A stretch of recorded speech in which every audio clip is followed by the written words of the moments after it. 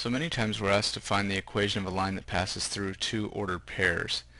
Uh, you know, unfortunately, there's no form of a line equation, of a linear equation called point-point form. If there were, then we'd use the point-point form to write the equation. So our options are point-slope form or slope-intercept form.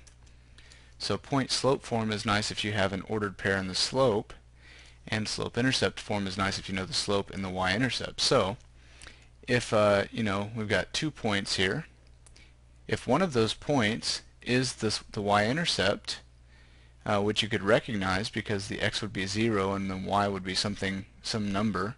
So if the x value is 0, it's got to be a y-intercept. So if you have 2 points and the y-intercept, then you could use those 2 points to calculate the slope. Let me write that formula real quick. Slope is the difference in the y values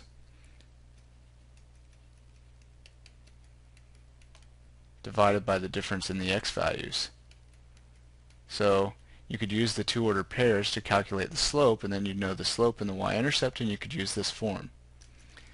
Now that's nice again if one of the 2 points is a y-intercept, but if neither of the points is a y-intercept, then you could then calculate the slope again using the two ordered pairs as we just mentioned, and then you choose one of the 2 points to plug in as your x and y values into the point-slope form. So that's the point-slope form is typically what we'll use here.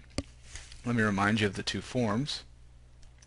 So we have the 2 forms of the equations here, and the slope is involved in both, and we know we can calculate the slope if we have 2 ordered pairs. And this one's unique that the point you choose does not have to be a y-intercept over here. The b value has to come from your y-intercept. So you make your choices. When we do this, we're always going to put our final answer into this form, because as we've mentioned before, this form you could choose any ordered pair to go here and here. So there are many different numbers that could go there, but over here this has got to be the y-intercept. So you'll always get one answer if you choose the slope-intercept form. So here's an example. I have 2 points, so I know that I'm going to need to calculate my slope anyway because both forms require the slope. So m is going to be the difference in the y-coordinates. So I'll take 3 minus -5 on top, divided by the difference in the x-coordinates. So I'll take 0 minus 2. 3 minus -5 is 3 plus 5, which is 8. 0 minus 2 is -2, and that is -4. So there's my slope. Now I either need my y-intercept, so I have slope-intercept, or I need a point, and I can use point-slope. So I go back and I say, well, is either one of these 2 points the y-intercept? And the answer is yes. The second one has to be a y-intercept because the x-coordinate is 0. If you plot 0, 3, it's on the y-axis, so it's got to be a y-intercept.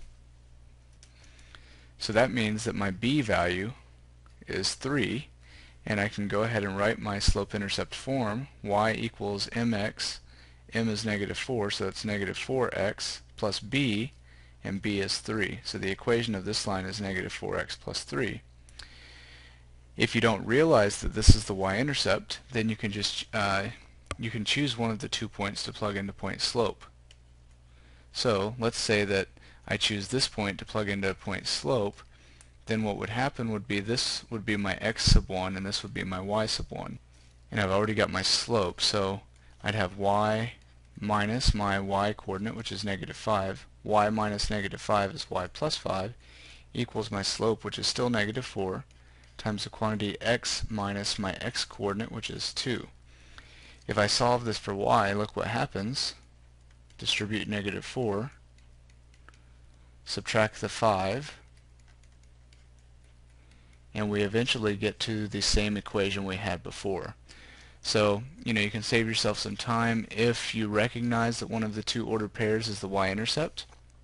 If not, if neither one is the y-intercept, choose one of the 2 ordered pairs, plug it into the point-slope form, and you'll get the same answer anyway.